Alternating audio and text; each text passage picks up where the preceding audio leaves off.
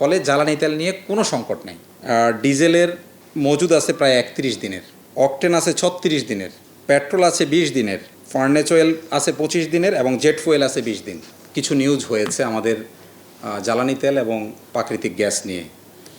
তো আমরা মনে করছি যে আমাদের আসলে প্রকৃত তথ্যটা আপনাদেরকে জানানো দরকার, কারণ অনেক সময় এই গুজবটা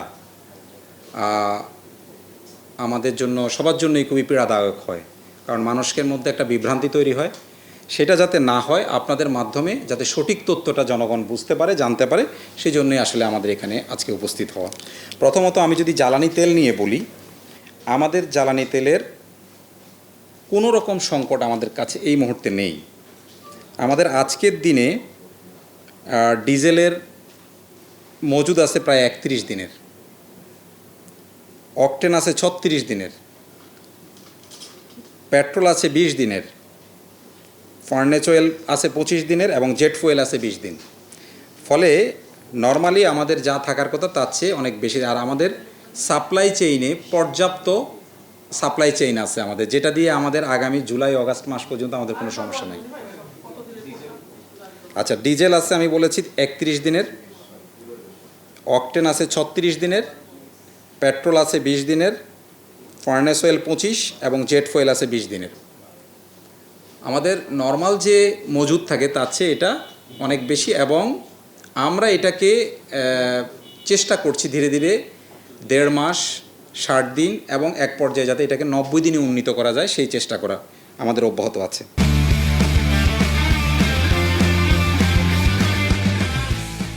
আর আমাদের পাইপলাইনে যেটা সাপ্লাই চেইন আমি বলছি, যে জুলাই মাসের আগামী দিনগুলোতেও পর্যাপ্ত পরিমাণ আমি যদি হিসাব করে বলি, আমাদের 1,80,000 মেট্রিক টন আমাদের 31 জুলাইয়ের মধ্যে আরও ডিজেল আসবে, এবং অগাস্টে আমাদের ডিজেল আসবে 2,40,000 মেট্রিক টন।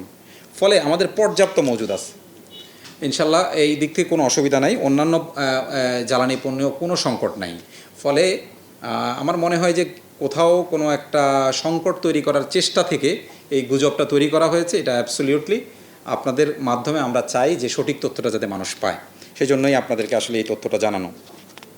পাশাপাশি আমরা কিন্তু আমাদের দেশে আপনারা জানেন যে জ্বালানি তেল পুরোপুরি আমরা আসলে ইম্পোর্ট নির্ভর, কিন্তু ন্যাচারাল গ্যাসের একটা উল্লেখযোগ্য অংশ কিন্তু আমরা দেশীয় উৎস থেকে পাই।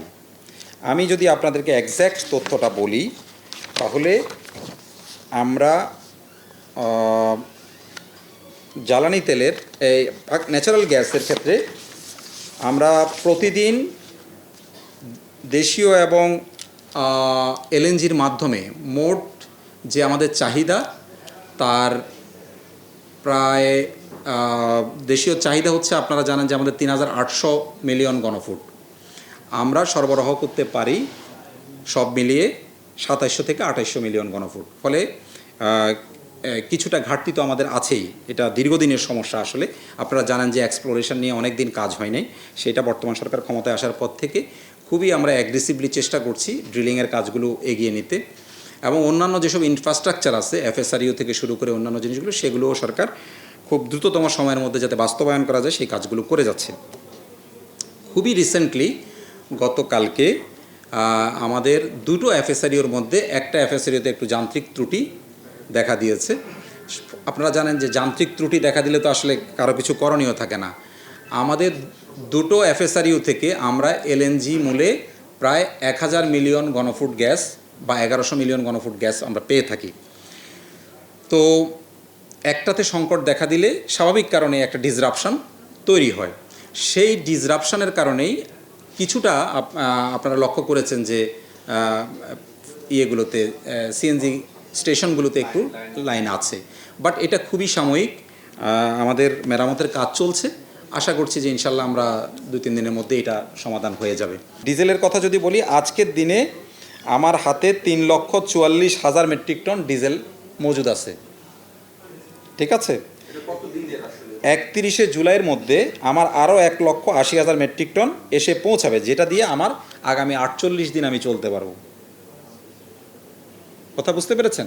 আপনারা শুনেছেন যে গত সংকটে আমরা কিন্তু আমাদের হাতে, আমরা সরকার যখন নতুন করে দায়িত্ব নেয় তখন এসে দেখে যে মাত্র 14 দিনের আছে। তো জ্বালানি আছে, সেটাকে আমি আজকের দিনে আপনাদেরকে দাঁড়িয়ে বলছি যে আগামী 48 দিনের আমার পাইপলাইনে কোনো সমস্যা নাই। তারপরেও আমার অগাস্ট মাসের পুরো আমার যে জ্বালানিগুলো ইম্পোর্ট করার কথা সব আমার ঠিকঠাক আছে, কোথাও কোনো ডিসরাপশান নাই, ফলে জ্বালানি তেল নিয়ে কোনো সংকট নেই। এই হচ্ছে আমার দিক থেকে আপনাদেরকে করা। আর ন্যাচারাল গ্যাসের কথা আমি বললাম, এটা খুবই সাময়িক সংকট। এই সংকট থেকে আমরা দ্রুততম সময়ের মধ্যে ইনশাল্লাহ আশা করছি যে আমরা বেরিয়ে আসতে পারবো।